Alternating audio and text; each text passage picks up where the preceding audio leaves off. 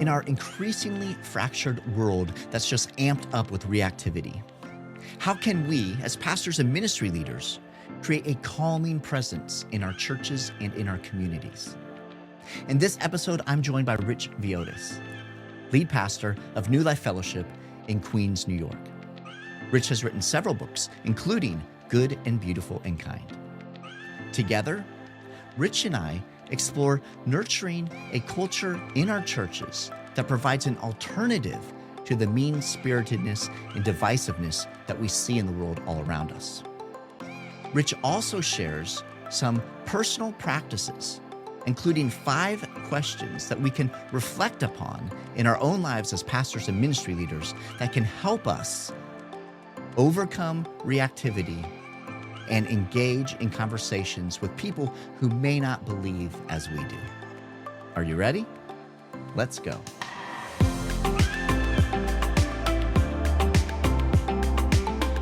Hello, friends. So good to have you along with us. Welcome to another fantastic episode of FrontStage BackStage. I'm your host, Jason Daye, and I have the privilege and the honor each week of sitting down with a trusted ministry leader, and we dive into a conversation on an effort to help you and pastors and ministry leaders just like you embrace a healthy, sustainable rhythm in both life and ministry. And we are proud to be a part of the Pastor Serve Network. And our team does more than just create a podcast episode or a video every week. We also create an entire toolkit that complements this episode. And so you can go to pastorserve.org/network and download that toolkit. And there you'll have tons of different resources that you can take your ministry team through in your local church to dive more deeply into the topic that we discussed today. There are questions for reflection, some key insights, and a lot of other great resources. So be sure to avail yourself of that at pastorserve.org/network. And then we also love to bless pastors and ministry leaders, and we have a team of trusted coaches across the country, and we'd like to offer pastors and ministry leaders a complimentary coaching session for you to have a conversation with someone. And if you would like more information on that, you can find that at pastorserve.org/free session. Now, if you're joining us on YouTube, give us a thumbs up. Take a moment to drop your name and the name of your church in the comments below. We love to get to know our audience better, and our team will be praying for you and for your ministry. And whether you're joining us on YouTube or your favorite podcast platform, please be sure to subscribe, to follow, to hit the notifications so you do not miss out on any of these great conversations. And we have an amazing conversation for you today. At this time, I would like to welcome Rich Villodas to FrontStage BackStage. Rich, welcome, brother. Jason, so good to be with you. Thanks for the kind invitation. Yeah, I'm so happy that we have the opportunity to sit down and have a conversation today. And Rich, you share in Good and Beautiful and Kind about the value of living from a humble center. And as we all know, humility does not always feel great in the moment, right? There are times when we find ourselves in a situation where maybe we have to step back or step down, or we're maybe in the background, or we're in a situation where we have to apologize. We're seeking forgiveness. We're just in these situations, and it's not always the most exciting thing, most fun thing for us. But Rich, I would love for you to share us a little bit about what have you learned as a pastor about living from that humble center?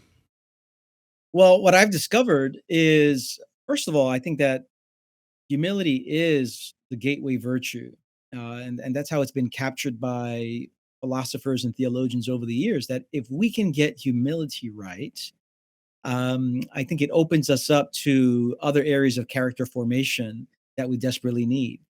But the one thing about humility that's interesting is once we believe to have it, it's often at that point that we lose it. And so it is this paradoxical thing where if I were to say I'm feeling more compassion, people would say, wow, that's great. Or if you say I'm feeling more generous, I think most people would really be excited about that. But if you said I'm feeling more humble, it's like, oh, that doesn't sound as good as those other categories.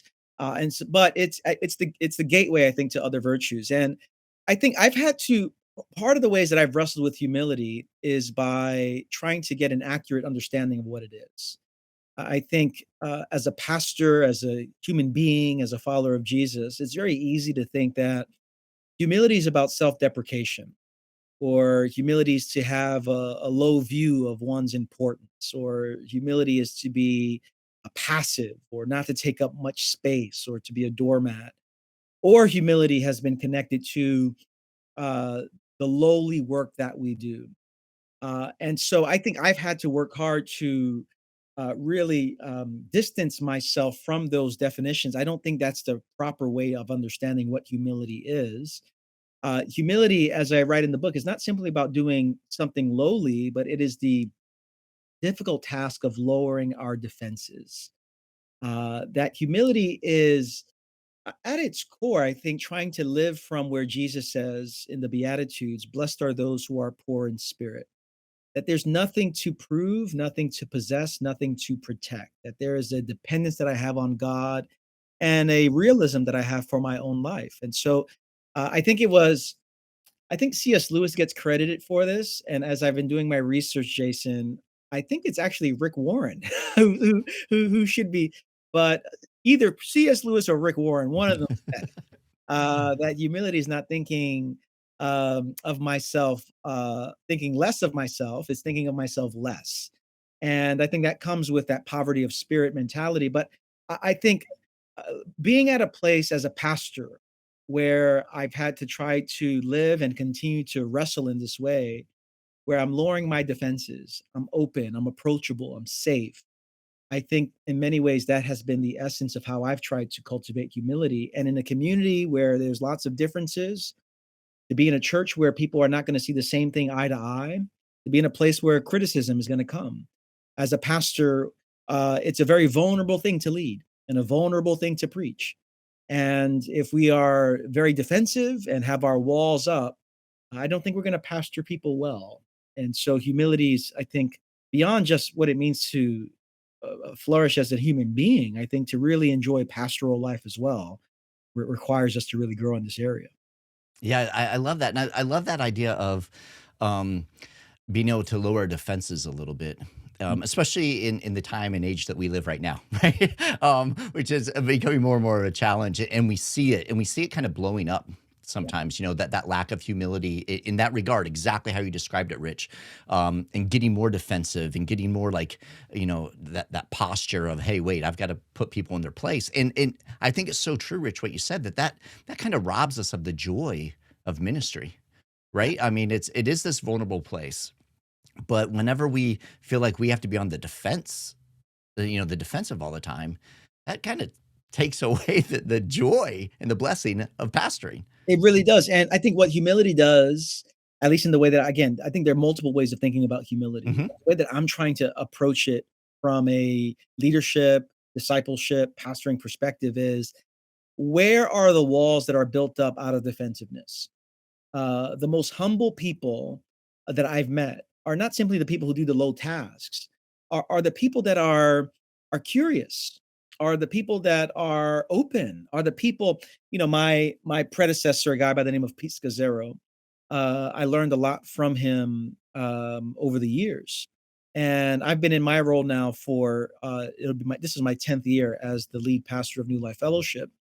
But as I was in the transition with him and 5 years under Pete's leadership, one of the things that struck me most about him was his humility, but the kind of humility that was deeply curious. And so after our church service, we preach a few sermons and then we stand in the lobby and we greet people and connect with those in our community, which is a very dangerous practice because you open yourself up to those who might not have agreed with what you said, or are upset or offended by something you said. And I remember one day in particular, I'm with Pete and someone comes up to him and they just have, they're giving it to him. They're very upset with him. And his response, it shocked me. It was kind of like a Jedi mind trick, and his response was very simply, "Wow, is that right? Could you tell me more?" And I'm thinking, "Tell me more." I'm thinking, "Pete, no, this is your time to just put this person in their place," you know? But his response was telling, and what it did was it disarmed, first of all, the person who was sharing.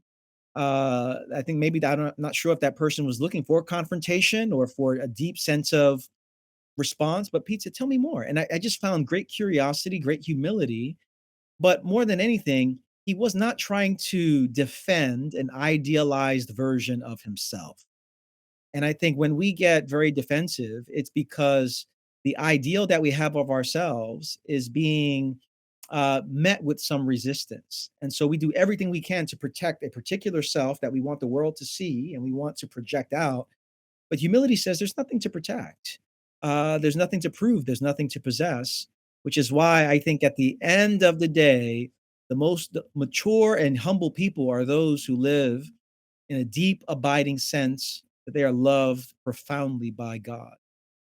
Yeah, that's good. I love that. What a great example too, that Pete shared with you and set for you, Yeah. and and just that idea of just kind of stepping back, and that's that humble center that you write about, and Rich, that's vital as we live and serve in a fractured world, without a doubt, right? And because people who have differences of opinion, they do have their own thoughts. Mhm. And as pastors and ministry leaders, we often position ourselves of having the answer for our broken world, and we do, right? That's Jesus. Mhm. Um, but churches and ministry leaders, we're not exempt from those fractures that we see in the world that can allow ugliness to kind of seep in. And it seems in recent years, Rich, at least, we're seeing some of those fractures widen within Mm. the church, and this can distort how we minister. It can damage our witness in the community, and it seems like this is one of the great challenges for pastors in our time, to not allow um, this mean spiritedness that we're Yeah. seeing in the world to actually fracture the cause of Christ or the bride of Christ, right? To seep in and cause those fractures. So, Rich, I would love if you could share with us a bit from your experience, um, more big picture observations on how you are seeing the fractures in our culture Yeah. impacting our church. Yeah, big picture, I pastor a church in Queens, New York City, a church where we have over 75 nations represented in our congregation, in an area where National Geographic called our zip code the most diverse zip code in the world. 50% of Queens is foreign born. And so, with that diversity, we see and have the potential for lots of fractures and tensions. And so, this is even before the previous, whatever, 4, 5, 6 years of intensity that has almost seemed to continue every year with greater levels of intensity. And so, what I've discovered is, number one, the convergence of three large powers and forces has really done damage to our communities. I called it, we had lived in a CPR world, and that we're still receiving or in the residue of that here. It was the CPR world in which our hearts are ailing. We're having a hard time breathing. And for me, CPR was this acronym for a world that is fractured by COVID, by political hostility, by racial tensions. And though that the convergence of those three things, listen, it's enough to have racial tensions in our society. It's enough to have just political hostility. It's enough to have a global pandemic or a public health crisis. But when you get three of those realities, three of those forces to converge at the same time, it's going to lead to lots of problems. On top of that, when we have a world and a church that's often marked by cable news discipleship, Mhm. and not gospel discipleship, when we have the kind of mediums like social media where everyone is able to say whatever they want at any given moment, without repercussion. The gift of social media is that everyone has something to say. The curse of social media is that everyone has something to say. Right. And so, big picture, when you have all of the forces and the mediums and the ways that we are being discipled, it's going to lead to all kinds of anxiety and reactivity. And I think that's what we're finding in our culture. It's a culture that's marked by superficiality and reactivity, not depth of life. not following the ways of Jesus. And as a pastor, I would love to say, oh, that's the world out there. And what I've discovered is that's the world in here as well. Hmm. And so when I read statistics from Barna and other folks that are putting out that says pastors are leaving the ministry at an unprecedented rate, I resonate. And I have not come to that existential place where I'm like, I got to get out of the church. I got to find something else to do. But I'd be lying if I said over the last few years, you know what? Let me daydream for a second here and see what would I do if I were to do that. Prior to the last few years, that thought never even came to my mind, and so I empathize deeply with those who are in that space. But I do think all of those things have led to a level of reactivity that has contributed to many of the fractures we see in our world and in our churches. Yeah, and that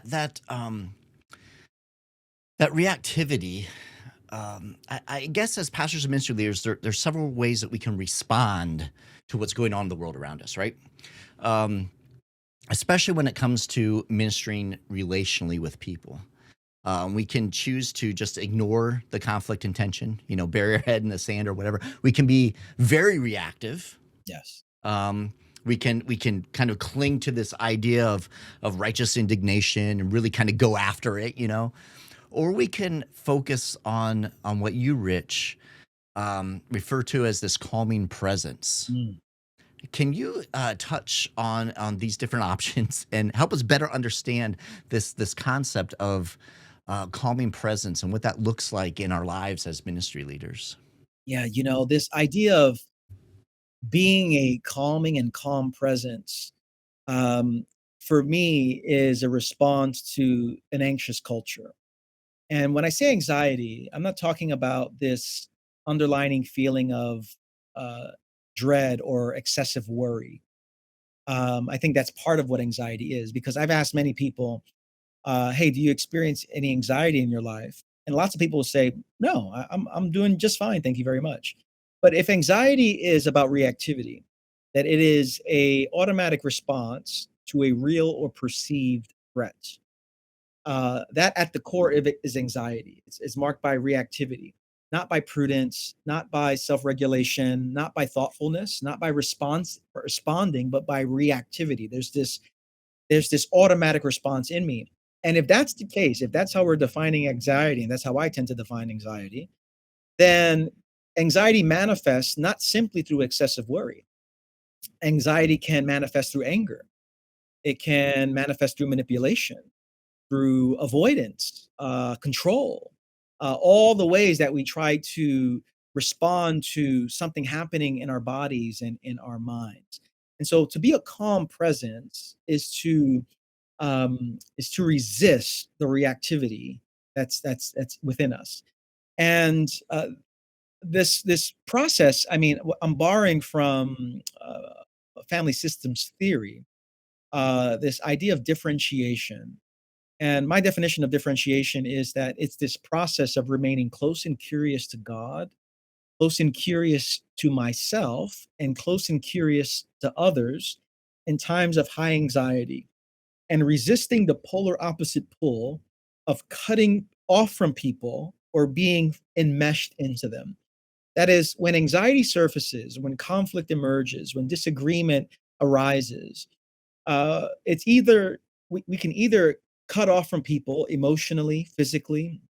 We don't know what to do with it. Therefore, we distance ourselves. People leave churches, people cut off relationships, people ghost others. And that's their automatic response to distress. Or we tend to disappear into someone.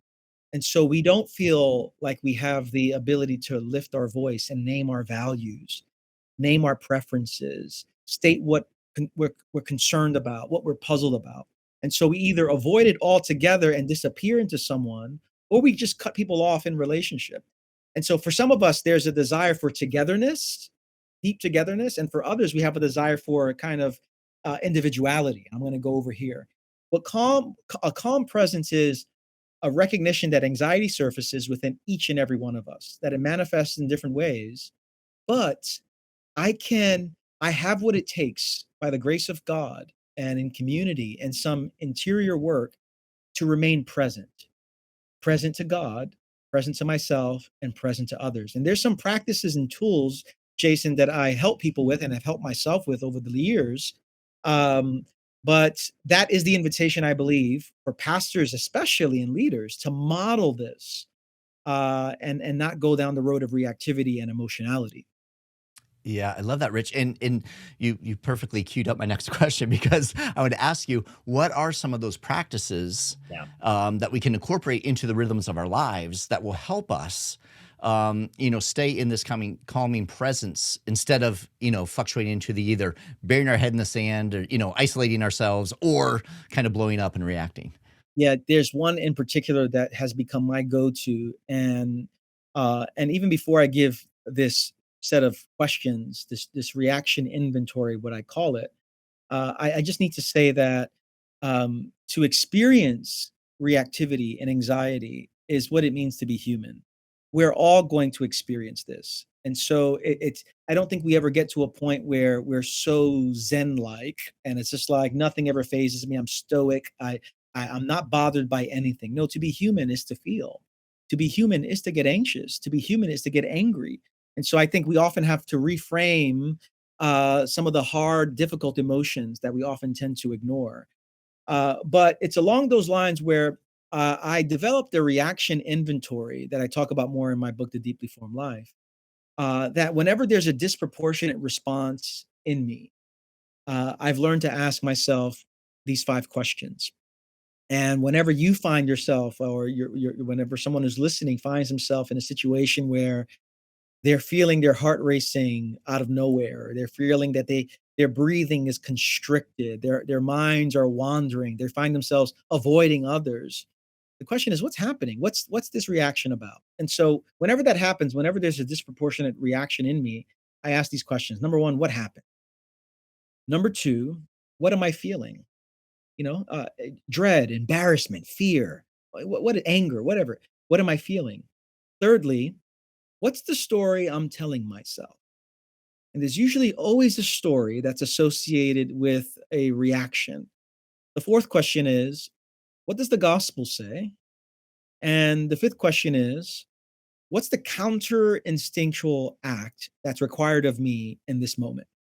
And so for me, the counter instinctual act is usually I need to invite someone else into where I'm at because I have a way of just closing in on myself and not really giving words and expression to what I'm carrying. And what happens is I end up carrying things by myself for far too long, as opposed to inviting others into that. That it's more than just catharsis. I think it's we're encountering the presence of God in community when we do that. And so whenever that emerges, Jason, those are the 5 questions for me.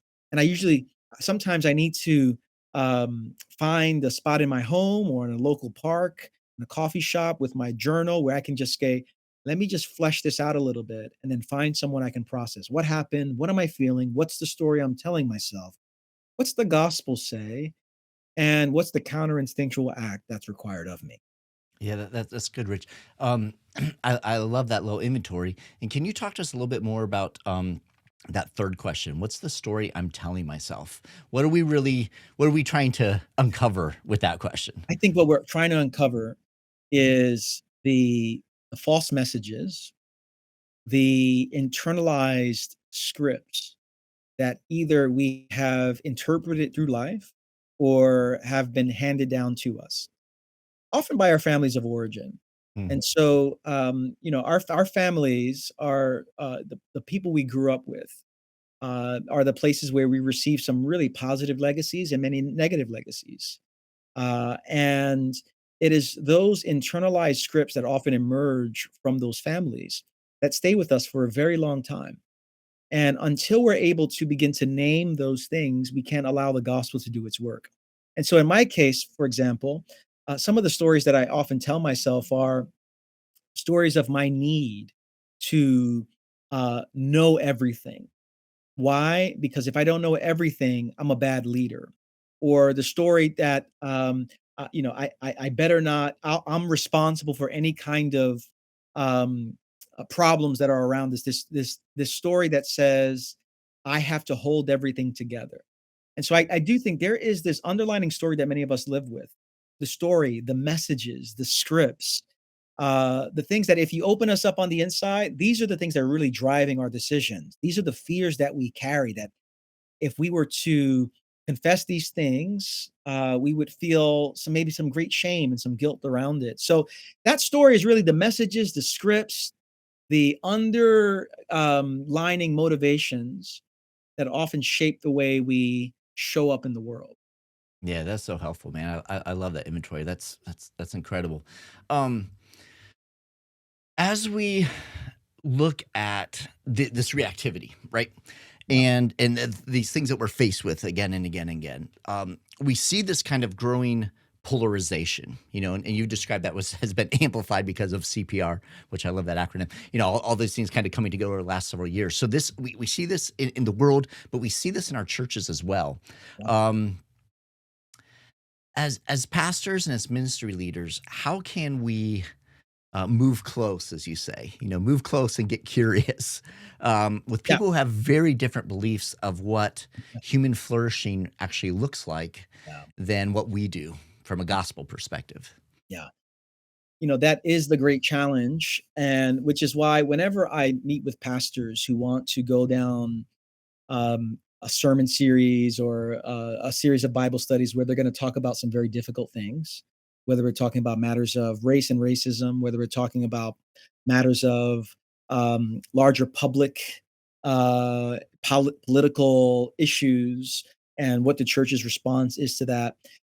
Before they do that, I go, now, wait a second. Before you go down that road, what would it look like for you to disciple your people to be curious and to disciple your people to have language for their own reactivity? This is one of the reasons at our church why we talk, it's one of the kind of baseline courses we offer at our church that we expect all of our kind of rooted members and our leaders to go through is our emotionally healthy relationships course. Because what that course does, and it emerged from our congregation and has been taken root in churches all around our country and around our world, what it does is it gives people, number one, shared language around healthy speech and healthy listening. Uh, you know, if Jason, if you want to narrow down why do people have a hard time navigating our differences, it's often because we don't know how to speak and we don't know how to listen.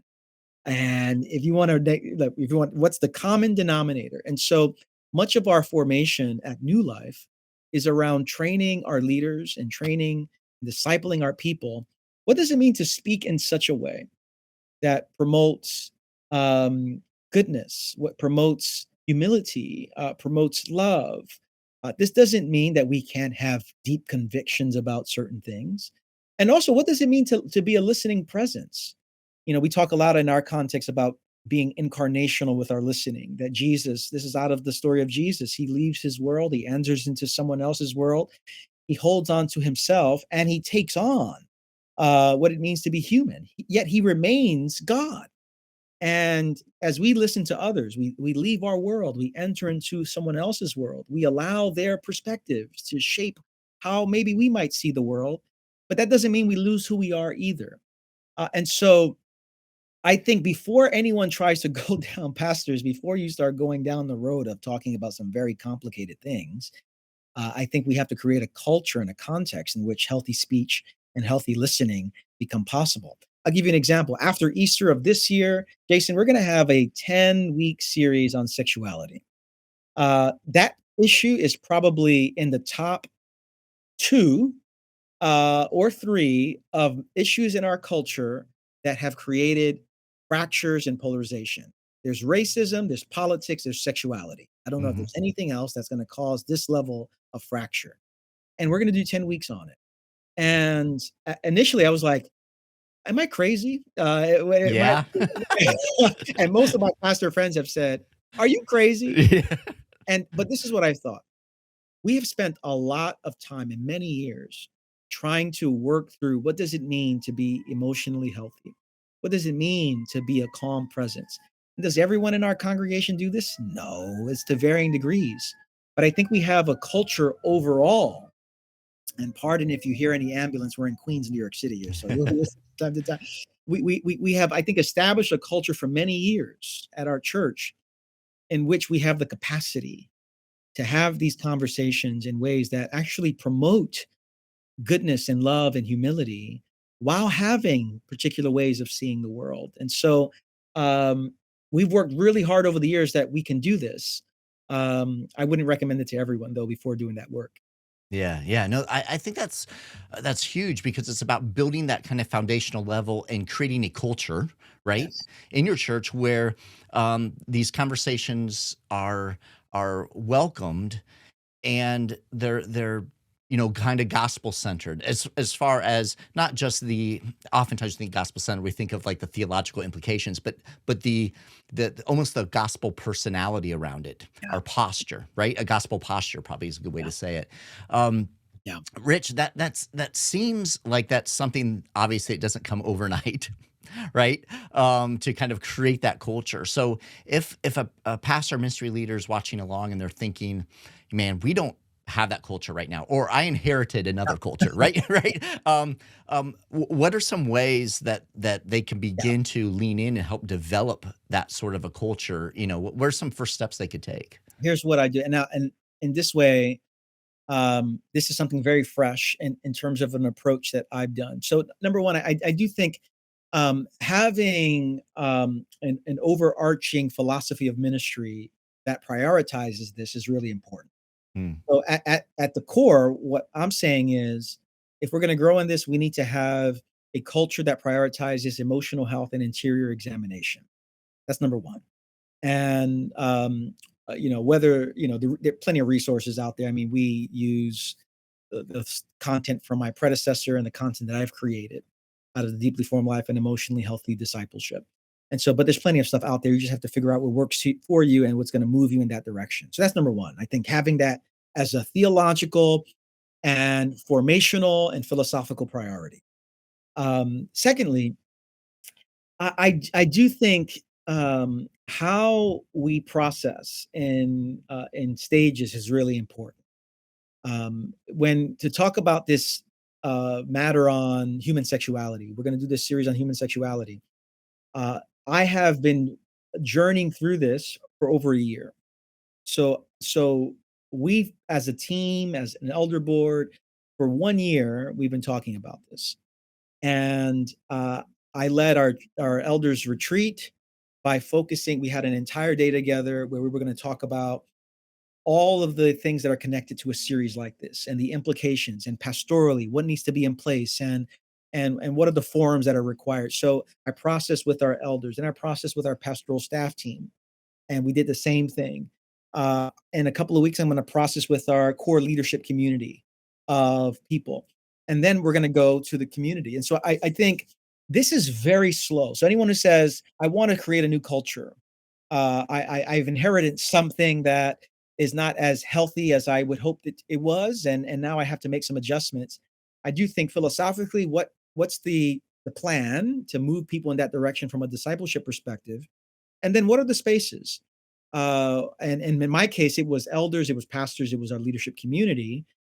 How can we create space where we're all on the same page? It's unhurried, it's slow. There's space for conversations, concerns, curiosities, and but in summary, this is a long journey. And if we're expecting overnight change of culture, we're going to be sorely mistaken. My predecessor established this culture starting in around 2002. And so we're talking 20 years of this. And I'm not saying we have to wait 20 years before we do something big or whatever, but I think the principle is over the years, we have been slow and methodical. And I think we're bearing great fruit currently as a result of that, especially as we navigate through some very culturally polarizing issues. yeah, yeah, that's awesome, Rich, and just the intentionality of thinking through, and the consistency, both of those pieces, like intentionally thinking about, okay, um, how does this create your or culture begin to be birthed, right? and then intentionally thinking, okay, what steps do we begin to put in place? How do we stay consistent in that? And like you said, things don't change overnight. So you have to be consistent over the long haul. You can't be like, oh, this isn't working, and then try something. That's that ongoing consistency. So I love that. Rich, it's been a great conversation. So incredible. Thank you for making the time. If people want to connect with you, learn more about your ministry, your books, those types of things, and even some of the resources that you mentioned, and just so everyone knows, everything that Rich is about to talk about, I'll make sure is in the toolkit at pastorserve.org/network for this episode. So if you're jogging or if you're driving, don't get in an accident or don't trip. I'll make sure they're all there for you. But tell us, how can people connect with you, your ministry, and some of these resources? Yeah, a few ways. If you want to check out what we're doing in Queens, New York City, if you go to newlife.nyc, that's just what our local church and what we've been up to for the last 36 years. We can also go to richvillodas.com to check out the various projects that I've written. I'm working on my third book right now, but you can see all the stuff that I've put up there and the other resources I've made available. And then on social media, on Instagram and Twitter, Rich Villodas as well. And so those are the places where I'm testing out ideas for books or sermons or talking about my love-hate relationship for New York City sports.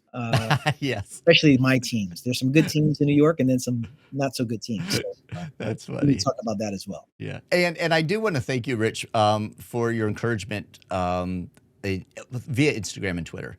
You put out some fantastic stuff that I've shared widely with people. So if you're not following Rich, you definitely want to do that, because you put some good thought into things. And I love it because it's almost like you're just giving everyone a peek into your mind, into your study, into like whatever you're working on with your people, like you just like share with us, which is awesome. So it's much appreciated.